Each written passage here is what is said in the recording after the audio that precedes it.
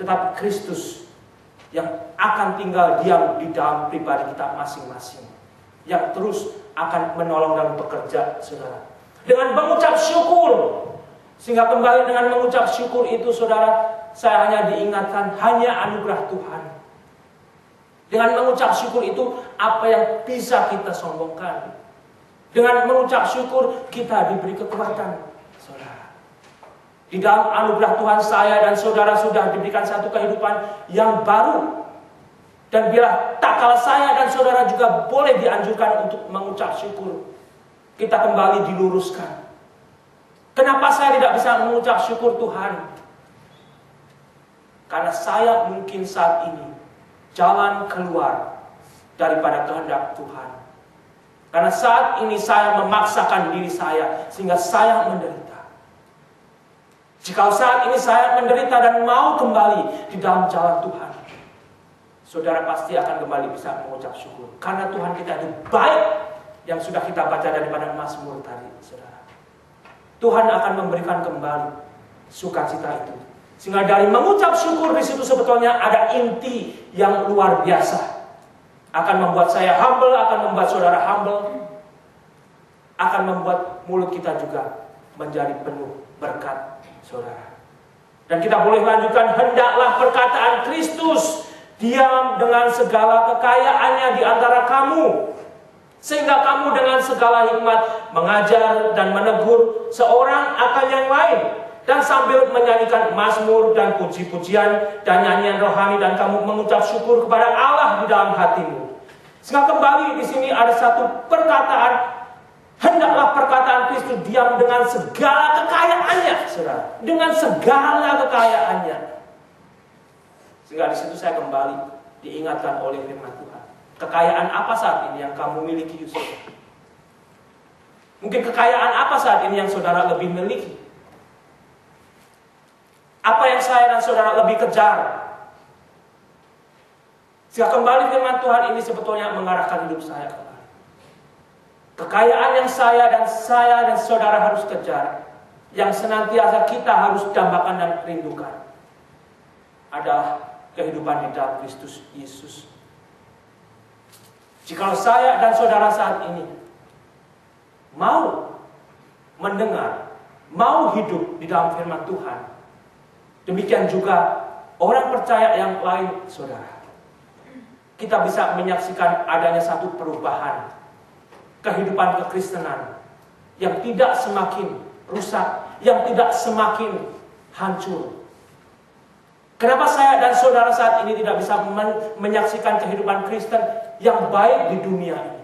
Bukan hanya di Indonesia, di Amerika, sebetulnya dimanapun saudara bisa temukan banyak kesaksian kehidupan Kristen yang tidak bisa menjadi kesaksian yang baik. Karena yang dikejar bukanlah kekayaan di dalam diri Kristus. Melalui firman-Nya sudah diberikan kepada saya dan kepada saudara dan kepada setiap orang percaya di dalam Alkitab yang sudah saudara miliki, yang sekarang sudah dengan simpel bisa saudara lihat melalui elektronik kita, saudara. Mungkinkah saat ini kita dikembalikan sehingga firman Tuhan ini tidak menjadi satu pajangan yang mati? Firman Tuhan ini tidak menjadi satu barang yang mahal dan menjadi koleksi. Tapi biarlah firman Tuhan itu diajarkan bukan menurut tradisi, tetapi untuk saya dan saudara terima, untuk kita juga mau hidup di dalam firman Tuhan itu sendiri. Firman Tuhan saat ini, Alkitab, kita bisa dapatkan dengan mudah, tanpa harus kita juga bersembunyi, saudara. Saat ini sebetulnya waktunya saya dan saudara dikembalikan untuk kembali baca firman Tuhan. Buka firman Tuhan. Terima apa yang diperintahkan oleh firman Tuhan, apa yang diajarkan oleh firman Tuhan. Sehingga dari situlah saudara, kita akan mendapatkan satu kekayaan yang tidak bisa dibeli dengan harta. Tetapi seringkali itu kembali yang saya dan saudara dan anak-anak muda saat ini tidak lagi dipikirkan. Yang mereka kejar adalah uang. Mungkin anak-anak kita nanti yang sudah besar, saudara, kalau kita juga tidak dengan terus-menerus bersama anak-anak kita mengajarkan firman Tuhan, mereka hilang. Yang mereka pikirkan hanyalah apa yang mereka maui, saudara. Saya yakin itu sudah saudara alami, itu sudah saya alami. Dan sebagai orang tua, biarlah kita juga saat ini diingatkan. Generasi depan kita harus kembali kita bawa ke dalam kekayaan firman Tuhan. Jika saya dan saudara sudah gagal menjadi orang tua, jangan kecil hati. Saudara bisa masih diberikan kesempatan untuk membagikan kepada generasi muda kita yang lain, saudara. Kegagalan jangan membuat saya dan saudara akhirnya stop. Kegagalan adalah satu pengakuan yang baik untuk kita berubah. Sehingga dari situ, saudara, melalui kekayaan yang kita akan terima dari perkataan Kristus, kita juga boleh mendapatkan hikmat untuk mengajar dan menegur seorang akan yang lain. Sehingga kembali bekal-bekal firman Tuhan itu begitu luar biasa. Kalau saya mau terima, kalau saudara mau terima, dan saudara bawa di dalam kehidupan kita masing-masing. Sehingga dari situ dengan hikmat Tuhan kita diberikan satu dorongan untuk mengajar, mendidik, bahkan dengan menyanyikan puji-pujian rohani, saudara. Sehingga saya boleh renungkan kembali apa gunanya puji-pujian rohani itu di antara mengajar dan mendidik.